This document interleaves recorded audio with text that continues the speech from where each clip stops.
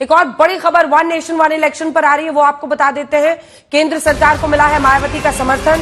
One nation one election पर बीते दिन Mayawati Union Cabinet has accepted a high-level committee's recommendations on one nation, लेकिन one मैं election. बात एक देश एक चुनाव यानी कि वन नेशन वन इलेक्शन की। दोस्तों, वन नेशन वन इलेक्शन पर हमारे देश में बहुत गर्म बहस जारी है। तो इस बहस के जरिए हम ये जानने की कोशिश करेंगे कि वन नेशन वन इलेक्शन क्या है, क्या ये राष्ट्र के लिए अभी ज़रूरी है, या ये चुनावी मुद्दों से लोगों का ध्यान भटकाने की सरकार की तरफ से एक कोशिश है, या इतने बड़े लोकतंत्र में वन नेशन वन इलेक्शन क्या पॉसिबल भी है। जैसा कि 140 करोड़ की आबादी वाला देश है, जहाँ की 96 करोड़ वोटर्स है, तो उनमें वो इतनी सारे फैक्ट्स के बाद क्या एक देश एक चुनाव अभी पॉसिबल है। तो इसी पे हम आज समझने की कोशिश करते हैं कि एक देश एक चुनाव क्या है और ये क्या कानून लागू करना सरकार के लिए उतना पॉसिबल है जितना कि गवर्नमेंट कह रही है। देश एक चुनाव को समझने के लिए हमें एक देश एक चुनाव का जो भारत का इतिहास है उसको हमें समझना होगा। जैसा कि भारत की आज़ादी के बाद जब पहली लोकसभा और विधानसभाओं के चुनाव स्टार्ट होने लगे, जैसा कि 1951 से लेके 1967 तक एक देश एक चुनाव हमारे देश में यही व्यवस्था लागू थी। लेकिन बाद में जाके 1967 में कुछ राज्यों की विधानसभाओं का भंग होने के बाद ये एक देश एक चुनाव जो है वो उसको लागू नहीं रह पाया। एक देश एक चुनाव जो है वो बाद में डिक्लाइन हो गया। तो हमने राजनीतिक दल एक राष्ट्र एक चुनाव के बारे में जो अपने पक्ष में तर्क देते हैं, उनका कहना है कि एक राष्ट्र एक चुनाव न होने के कारण देश में किसी न किसी राज्य में आचार संहिता का लगा रहना कंटिन्यू जारी रहता है, जिससे कि डेवलपमेंटल कार्यों पर रोक लगती है, संसाधनों का नुकसान होता है।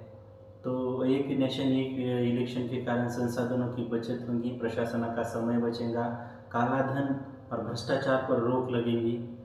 तो ऐसे बहुत सारे तर्क दिए जाते हैं। उसके आज देश का दुर्भाग्य है, जितने चुनाव उतनी मतदाता सूची। कितना देश का खर्च हो रहा है, कितना मैन पावर उस मतदाता सूची में लग रहा है। राज्य और केंद्र मिलकर के कानून बनाए और तय। वन नेशन वन इलेक्शन सिर्फ एक चर्चा का विषय नहीं है, बल्कि ये भारत की जरूरत है। हर कुछ महीने में भारत में कहीं ना कहीं बड़े चुनाव हो रहे होते हैं।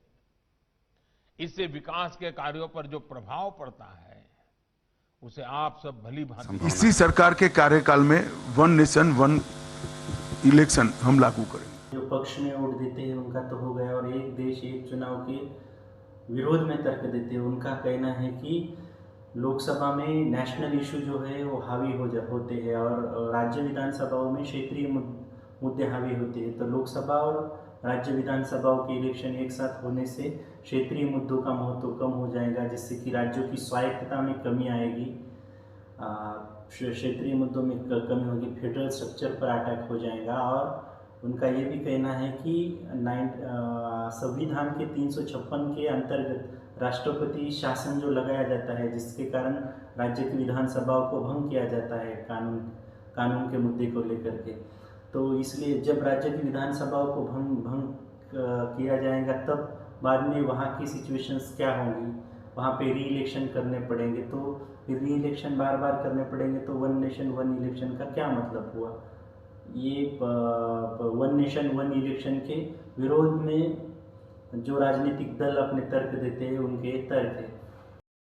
5 साल में नेता कब आपके अंडर में आता है? जब चुनाव होता है। उसके अलावा तो कोई नेता अंडर में नहीं आता।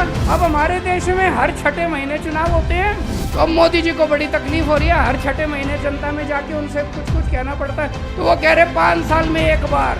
भाई साहब, अगर 5 साल में एक बार कर दिया तो 5 साल बाद सिलेंडर 5,000 रुपए का मिलेगा। ये सोच 5,000 का सिलेंडर मिलेगा और मोदी जी 5 साल बाद आके कहेंगे 200 रुपए माफ कर दिए तुमने। ये जो 250 रुपए किलो टमाटर हो रहा है ना, ये 1,500 रुपए किलो टमाटर मिलेगा अगर वन नेशन वन इलेक्शन कर दिया। कभी मत करना। मेरी तो मांग है वन नेशन 20 इलेक्शन होने चाहिए। हर तीसरे महीने चुनाव होना चाहिए।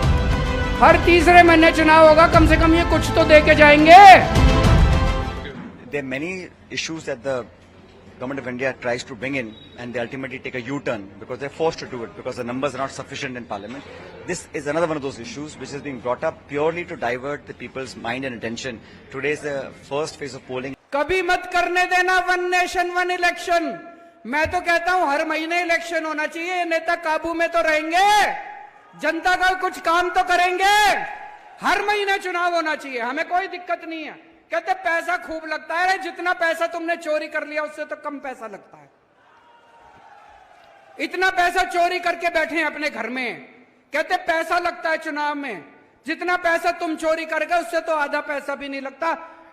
चुनाव हर महीने होने चाहिए, नहीं होने चाहिए? डेमोक्रेसी को खत्म करने का प्रयास किया जा रहा है। आज वन नेशन वन इलेक्शन जो है वो ला रहे हैं, आगे बोलेंगे one election one nation one party, कल को बोलेंगे वन नेशन वन लीडर। चुनाव लाना है ऐसा देश के गृह मंत्री जी कहते हैं कि इसी कार्यकाल में यह पूरा हो जाएगा, लेकिन वन नेशन वन इलेक्शन के कानून को लागू करने के लिए पार्लियामेंट की 2/3 मेजॉरिटी चाहिए होती है, जो कि एनडीए के पास अभी नहीं है। एनडीए की अभी कुल लोकसभा में जो सीट्स है वो है 293 और इंडिया अलायंस के पास जो है वो 240 सीट्स है। तो अगर 2/3 बहुमत चाहिए होता है ये कानून लाने के लिए वन नेशन वन इलेक्शन का, तो इसके लिए 362 सीट्स चाहिए होती है, जो कि एनडीए गवर्नमेंट के पास नहीं है। तो ये कैसे कानून लागू हो जाएगा? और अमित शाह जी कहते हैं देश के गृह मंत्री की ये इसी साल लागू हो जाएगा। और वन नेशन वन इलेक्शन जो संवैधानिक सुधार है, जो कानून है, उसके लिए राज्यों की कुल आधी से ऊपर राज्य विधानसभा की सहमति ज़रूरी होती है। जैसा कि देश में कुल 28 स्टेट्स है, तो उसमें से 15 स्टेट्स की मेजॉरिटी लगेंगी। तो ये भी देख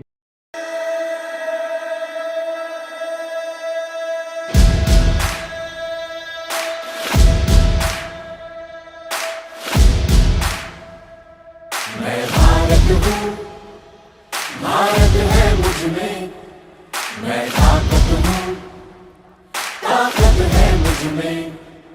मैं भारत हूँ, भारत है मुझ में, मैं ताकत हूँ, ताकत है मुझ में।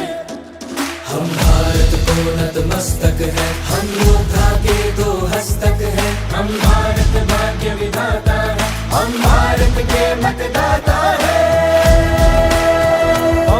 मतदान मतदान देने